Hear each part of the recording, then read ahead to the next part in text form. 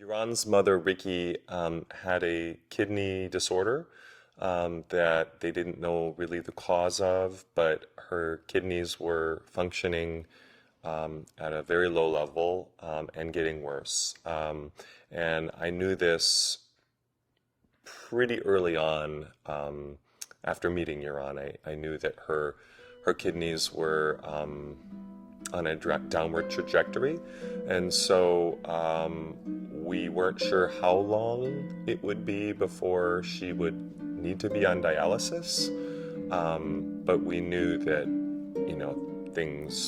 her filtration of the kidneys was lessening over time, and it probably wouldn't get better. ב-2011 הגעתי לבית חולים, ואז שמעתי בשורה מאוד מאוד רעשנית, שאני חייבת לעבור השתלת כליה. לפני זה עוד היו 3 חודשים מאוד גרועים שעשיתי דיאליזה, ואז הגיע המלאך שלי. Dialysis isn't for everyone, and for Riki, certainly it's not something that we wanted to put her through, because she also had other things, illnesses that she was working through, that may have made the dialysis and her overall health worse in the long run. I knew what was going on with Riki for many years, and the gradual decline, and then eventually, she required a transplant.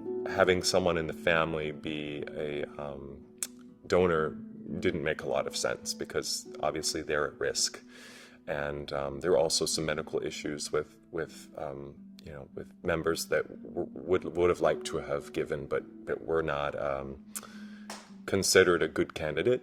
After quite a bit of time looking at internal donors within the family, there was a friend that thought he might be interested in donating to Riki, but then decided that it wasn't meant to be, and so he withdrew his name. There were a few friends that wanted to donate a kidney. Nobody from the family was a suitable candidate. And then things pretty much, fell through. We didn't spend a great deal of time talking about the emotional side of it, because it was truly devastating. It was awful. Yaron was concerned, but we were all concerned, and I think he was very methodical about how to approach everything, keeping an eye on her numbers, making sure that we had enough time to enact a plan. Brandon, throughout that entire time, insisted of wanting to get tested, and I really didn't want Brandon to even get tested, because I thought we just met 2-3 years ago, and it's in a relationship. You don't know what something like this would do to the relationship, what the impact would be. Also, and I told him, what if we don't stay together? You're not going to get, there's no refunds. Once you do surgery, you give your kidney, you're not going to get it back. He never asked me, would you like to be a donor? But I felt this calling to at least look into it, to see if I would even be a capable candidate for donating. And so that was around the time that I started to really think about it, and all the machinations of me, what does that mean for our relationship? What does it mean for me as a, human being, for my overall long-term health to be a donor? And so I started to do my own research, and at some point it really became more about, is this the right thing for me to do? Do I have any history? Is there anything I need to be concerned about? And I passed all of the tests that they gave me with flying colors. They actually wanted to redo all the tests, because they said something is not probable, it doesn't make sense. They asked Brandon about his family, where's he from, heritage, and so forth. My tissue match with Riki, which is a very important factor, as you can imagine, when there's a transplant, the tissue match was actually ridiculously close, which was something that shocked all of us. We were like, how is it that a Jewish female in Israel has a tissue match that is so close to my match? The chances of 1 to 1.37 million of Brandon being such a close match to my mom, which is the same as an immediate family member, like a son. And there are 600-700 people in America that would be the same level of a match to my mom as Brandon. And then multiply that by the chances of them being gay, being single, being at the same time where I was, also single at the same time, us meeting, multiplied by the chance that we would actually fall for each other, and then multiplied by the chance that they would even want to be considered, which is 0. It just shows you how small of a world it is and how sometimes things are just kind of fall into place. And this was one of those where everything just lined up the way it was intended to. שזה מה ברנדון החליט, מהמשפחה שלי אף אחד לא התאים. והנה פתאום הגיע המלאך ברנדון, שהוא היה כולו כמו רק כנפיים היה חסר לו בשביל להיות מלאך שלי טוב. יאללה, אני מתחילה, זה לא טוב לי כך. אני מוכן, נו. Yaron is so confident that everything will work out. He researches things to death. And he is so confident that things will work out that you don't really think that it's a big deal. You know, it's like, oh, Brandon's going to donate a kidney? Mommy's going to be fine? Okay, good. It almost was as simple as that. And I know emotionally and physically it was huge.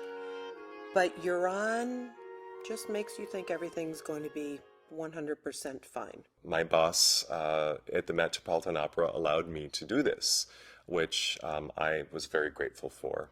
When you wake up, you're not going to remember this conversation. You know we're flying back in economy, right? You won't remember that. No.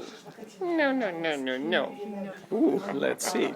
We're taking requests. We're taking requests before surgery. I have an option.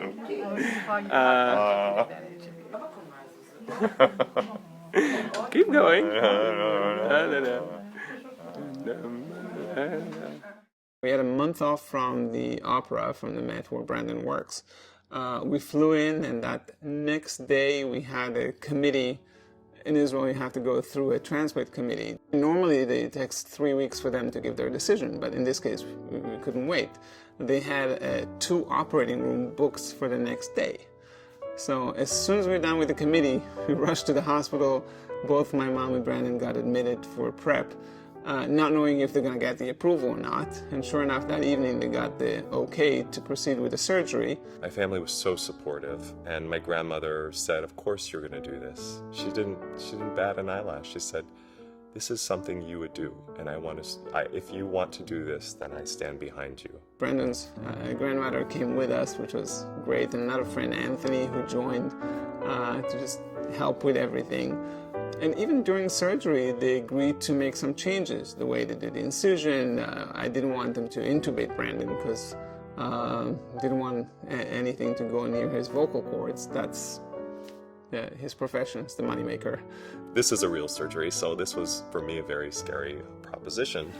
And I knew that Yaron was very much in sync with the surgeon. Brandon, you okay with them shaving your eyebrows? Or more like directing the surgeon, and this is what I want to have done. Before I had the surgery, Yaron probably knew more about the procedure than the actual surgeon. That's just how he is, and he did his research, and he made sure that I was well taken care of. And Ricky and I were were able to recover together in the same room, which typically is not allowed. But Yaron was able to see that we had as good of an experience as we could considering the circumstances, and that says a lot about him. And this was something that could have been much scarier than it was, but he was there to help me feel more comfortable. The emotional side of it is something that I was able to sort of turn off or put aside and deal with the actual surgery and making sure it's done right, and we cover all the angles and have all the what-if scenarios covered, and then process the actual surgery and what it means. I really love that he's, to this day, still trying to make other people's lives easier.